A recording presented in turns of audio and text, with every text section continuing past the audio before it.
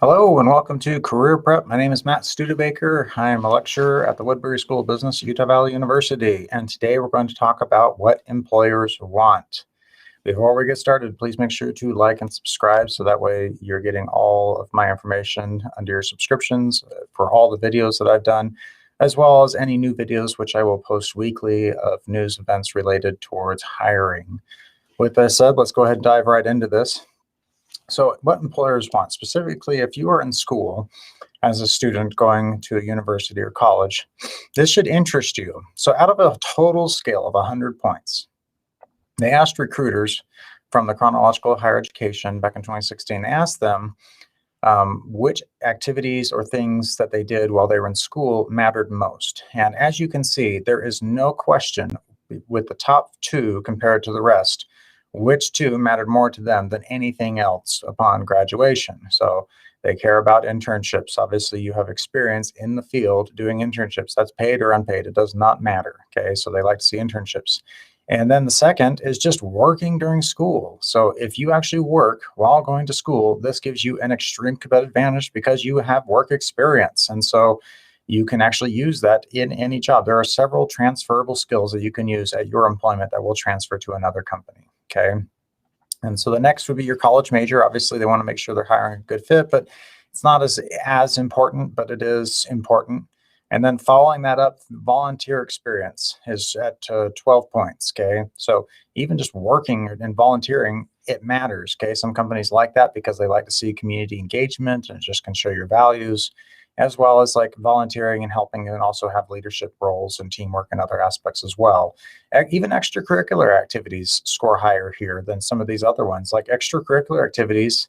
And this is just like sports while you're in school or things like that, like chess club, whatever. It's ranked higher than relevant coursework, your GPA or college reputation to them. And so if you notice on the scale, okay, 4 out of the top 5 to recruiters pertain to experience. What does that tell you? Experience matters. Okay, it matters more than academic on almost all of these fronts. And it doesn't mean that you can get into it if you don't have the academic. You're probably going to need it for fields like accounting and finance and those, but it shows that a degree matched with experience is what recruiters are wanting.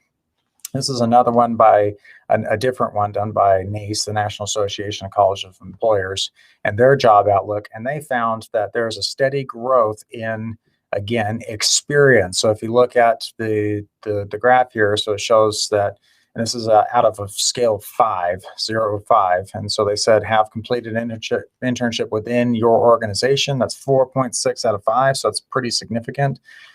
Has an internship experience in your industry. So not necessarily that company, but they're 4.4. Look at the drop, 4.4 to 3.8. That's statistically significant drop there. So major, again, is matching up pretty closely to the last graph that we looked at. Has held a leadership position, 3.7, has work experience, 3.7, okay?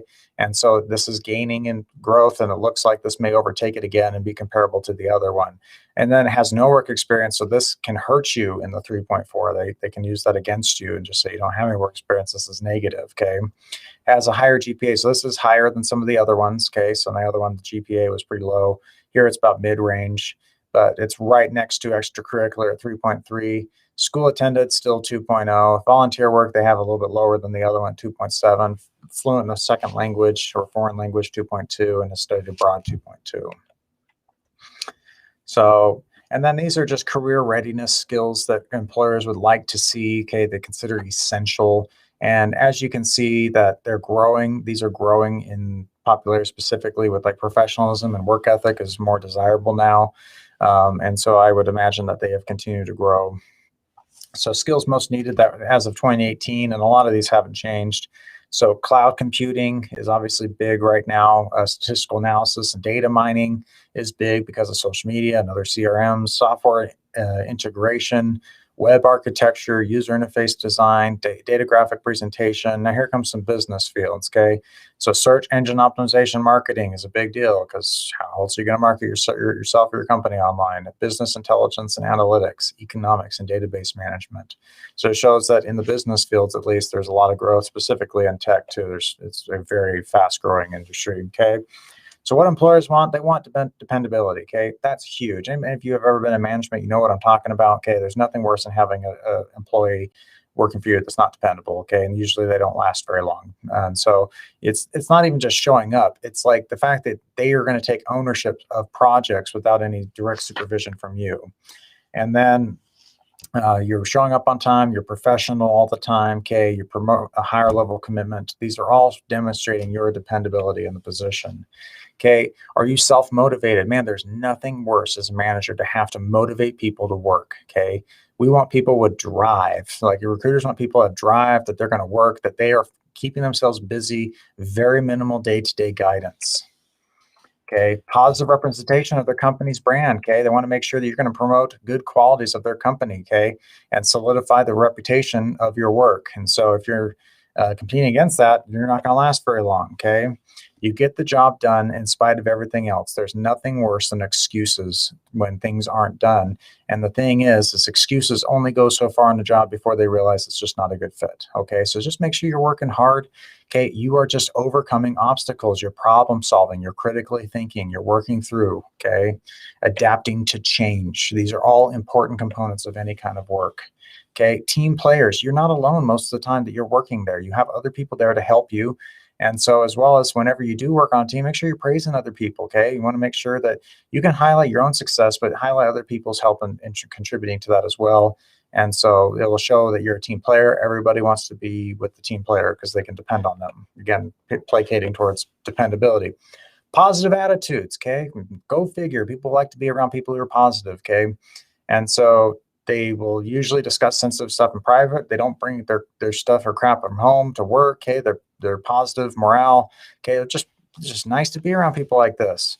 With that said, let's talk about what employers don't want. Okay, employers don't want punctuality issues. Okay, constantly late, long breaks, frequent breaks, leaving early. These will contribute to termination. I guarantee it. Okay, the solution to a lot of these things are with breaks. Okay, they don't have to give you breaks outside of lunch in Utah, at least. Okay, if they do, they're giving it to you out of just that they're being respectful and caring about their employees, but they don't have to give it to you. Okay, so don't abuse those. And then with as regards to punctuality, a good rule of thumb is the 15 minutes. Show up 15 minutes early, leave at 15 minutes late. Okay, that way you're always early and you have time in case something does happen to show up actually on time. But it's not a huge sacrifice to lose out on 30 minutes a day of just being there a little early and leaving a little late.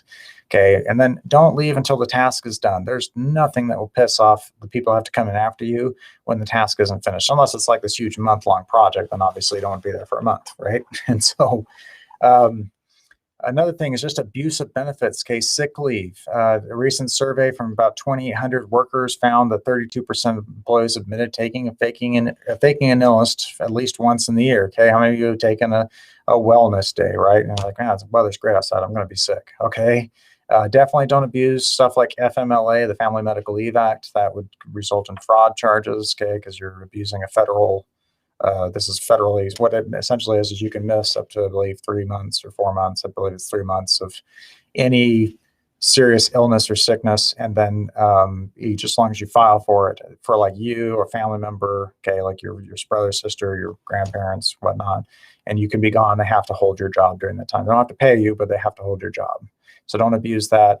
Work phones, vehicles, computers. Okay, 1/3 of employers have fired people for misusing internet on the job, and 84% of that have been due to watching porn while I work on work equipment, which is gross, right? So don't do that. Okay, so just be honest about your sick leave. Okay, think of it like a piggy bank metaphor. Okay, every day you're on time, you're putting into that piggy bank, right? And then you're leaving on time, like you're there, you're dependable. And then when something does happen, you can cash out the piggy bank because people are like, their response will be like, oh, I hope they're okay. Like, man, they're usually here. And that's the result that you want. Okay. And then work equipment is for work. Don't use it for anything else. Okay. You have a cell phone, most likely on your own, use that. So cell division. So when you're on your phones, you're ignoring your customers, you're ignoring projects, tasks, everything. Okay. So don't be on your phones. Depending on where you're at, you could get you fired. Okay.